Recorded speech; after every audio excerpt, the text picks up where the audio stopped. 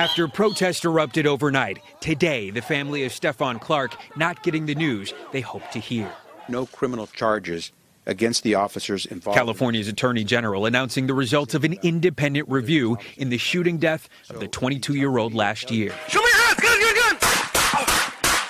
Officers were responding to reports of vandalism when they encountered Clark in his grandmother's backyard.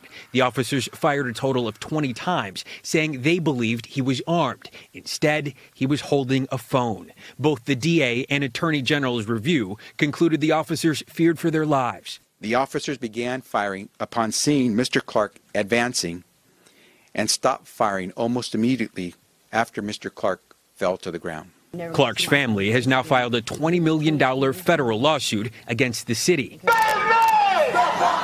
Clark supporters sparked unrest in Sacramento last night with more than 80 people arrested.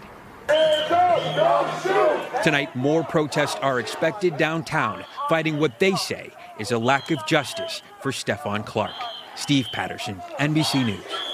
Hey, NBC News fans, thanks for checking out our YouTube channel. Subscribe by clicking on that button down here and click on any of the videos over here to watch the latest interviews, show highlights, and digital exclusives.